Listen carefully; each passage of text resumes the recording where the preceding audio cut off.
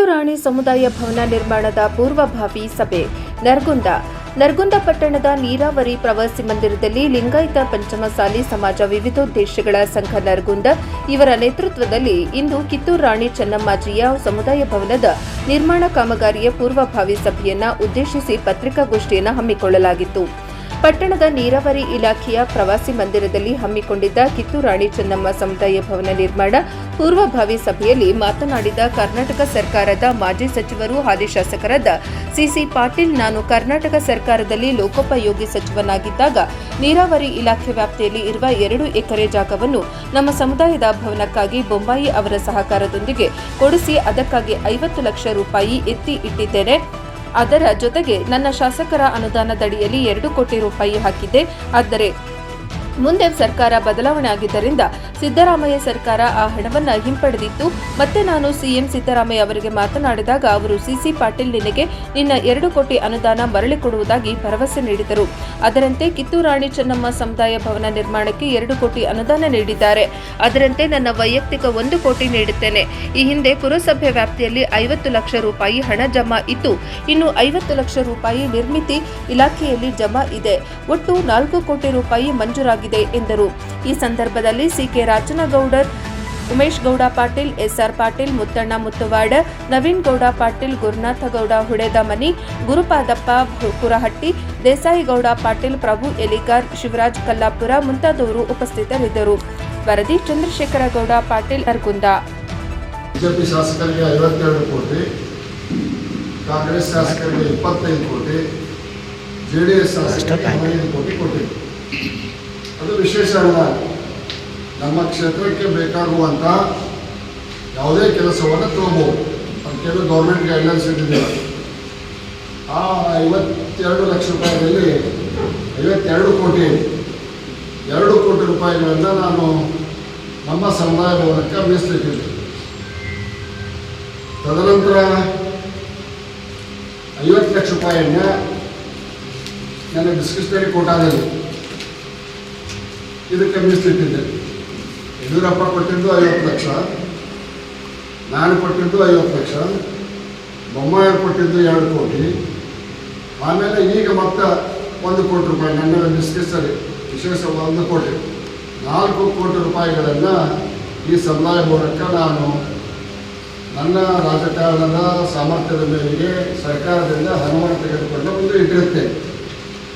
ಆದರೆ ಸರ್ಕಾರ ಬದಲಾದಂಥ ಸಂದರ್ಭದಲ್ಲಿ ಕಾಂಗ್ರೆಸ್ ಸರ್ಕಾರ ಬಂದ ನಂತರ ಯಾವ ಕೆಲಸ ಪ್ರಾರಂಭ ಆಗಿಲ್ಲ. ಆ ಇಲಾಖೆಯ ಹಣವನ್ನು ಸನ್ಮಾನ್ಯ ಮುಖ್ಯಮಂತ್ರಿಗಳಾದ ಸಿದ್ದರಾಮಯ್ಯನವರು ವಾಪಸ್ ತಗೊಂಡು ಅವರನ್ನು ಇಟ್ಟಂಥ 2 ಕೋಟಿ ರೂಪಾಯಿನೂ ವಾಪಸ್ ಹೋಗ್ತು. ಬೆಳಗಾವಿ ಅಧಿವೇಶನದಲ್ಲಿ ಸನ್ಮಾನ್ಯ ಸಿದ್ದರಾಮಯ್ಯ ಸಾಹೇಬರನ್ನ ನಾನು ಭೇಟಿಯಾಗಿ, ಏನು ಸರ್, ನಮ್ಮ ಸಮುದಾಯ ಭವನಕ್ಕೆ ನನ್ನ ವಿವೇಚನೆ ಬಿಟ್ಟಂಥ ಅನುದಾನದಲ್ಲಿ ನಾನು 2 ಕೋಟಿ ರೂಪಾಯಿ ಇಟ್ಟಿದ್ದೆ, ಅದನ್ನು ವಾಪಸ್ ತಗೊಳ್ಳಿ, ನನಗೆ ದಯವಿಟ್ಟು ಅದನ್ನು ವಾಪಸ್ ಕೊಡಿ ಸರ್ ಅಂತ ಕೇಳಿ ಸನ್ಮಾನ್ಯ ಮುಖ್ಯಮಂತ್ರಿಗಳು ಭಾಳ ಸಹಾನುಭೂತಿಯಿಂದ ಸಿಸಿಗೆ ಅಧಿವೇಶನದೊಳಗೆ ನಿನ್ನ ಪಟ್ಟಿ ಅಂದ್ರೆ ಎಲ್ಲರೂ ಕೇಳ್ತಾರೆ, ಅದಕ್ಕೆ ಅಧಿವೇಶನ ಮುಗಿದಿಂದ ನಾನು ನೆನಪು ಮಾಡು, ಖಂಡಿತ ನಿನ್ನ 2 ಕೋಟಿ ರೂಪಾಯಿ ನನಗೆ ವಾಪಸ್ ಕೊಡ್ತೇನೆ ಅನ್ನುವಂಥ ಔದಾರ್ಯವನ್ನು ಮಾನ್ಯ ಮುಖ್ಯಮಂತ್ರಿ ಅಂತ ಸಿದ್ದರಾಮಯ್ಯ ತೋರಿಸಿದ್ರು. ಅವರಿಗೂ ಕೂಡ ಅಭಿನಂದನೆಗಳನ್ನು ಸಲ್ಲಿಸ್ತಾರೆ. ಆಮೇಲೆ ಹಣಕಾಸು ಇಲಾಖೆ ಹಿರಿಯ ಅಧಿಕಾರಿಯಾದಂಥ ಸನ್ಮಾನ್ಯ ಜಾಫರ್ ಅವರು ನನಗೆ ಒಳ್ಳೆಯ ಸ್ನೇಹಿತ, ಸೀನಿಯರ್ IAS ಆಫೀಸರ್, ನನ್ನ ಗಮನಗಳನ್ನ ಸಲ್ಲಿಸುತ್ತಾ 4 ಬಾರಿ ಶಾಸಕನಾಗಿ ಸೇವೆ ಮಾಡಿಕೊಟ್ಟಂಥ ನರಗುಂದ ವಿಧಾನಸಭಾ ಮತಕ್ಷೇತ್ರದ ಜನತೆಗೂ ಕೂಡ ನನ್ನ ಅಭಿನಂದನೆಗಳನ್ನು ಸಲ್ಲಿಸಿ, ನಾವು ಬೇರೆ ಬೇರೆ ಊರುಗಳಿಗೆ ಹೋದಾಗ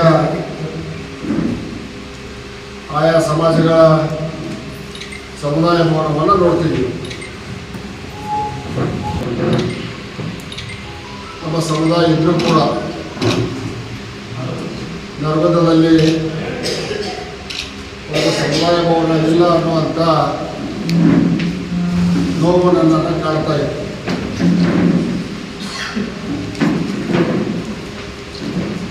ಯಡಿಯೂರಪ್ಪನವರು ಮುಖ್ಯಮಂತ್ರಿ ಇದ್ದಂಥ ಸಂದರ್ಭದಲ್ಲಿ ಪಂಚಮಸಾಲಿ ಸಮುದಾಯ ಭವನಕ್ಕೆ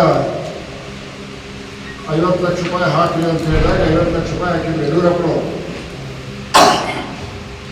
ಆದರೆ ನಮ್ಮ ಸಮುದಾಯಕ್ಕೆ ಜಾಗ ಇಲ್ಲದ ಕಾರಣಕ್ಕೆ ಅದು ಪುರಸಭೆಯಲ್ಲಿ ಹಾಗೆ ಉಳಿದುಕೊಂಡಿತ್ತು. ಬೊಮ್ಮಾಯಿಯವರು ಮುಖ್ಯಮಂತ್ರಿ ಆದ ನಂತರ ನಾವು all India level amateur kabaddi ಪಂದ್ಯಾವಳಿಗಳನ್ನು ಮಾಡಲಿಕ್ಕೆ ವಿಚಾರ ಮಾಡಿದೆ. ಒಂದು ದಿನ ನಾನು ಈಗ ಅಸಿಸ್ಟೆಂಟ್ ಡೈರೆಕ್ಟರ್ ಆಫ್ ಅಗ್ರಿಕಲ್ಚರ್ ಆಫೀಸಿಗೆ ಬೀಜ ವಿತರಣೆ ಕಾರ್ಯಕ್ರಮಕ್ಕೆ ಬಂದಾಗ ಅದೊಂದು ಅಡಿಬಿದ್ದಾಗಿತ್ತು, ಪೂರ ಗಂಟೆಲ್ಲ ಬೆಳೆದ. ನಾನು ಅರಣ್ಯ ಇಲಾಖೆ ಅಧಿಕಾರಿಗಳಿಗೆ ಹೇಳಿ ಈ ಗಿಡವನ್ನು ತೆಗೆದ ಸ್ವಲ್ಪ ಸುಂದರವಾದಂಥ ಗಿಡಗಳನ್ನು ಹಚ್ಚಿರಿ, ಅದಕ್ಕೆ ಬೇಕಾಗುವಂಥ ಅನುದಾನವನ್ನು ನಾನು ಕೊಡ್ತೀನಿ ಅನ್ನುವಂಥ ಮಾತು.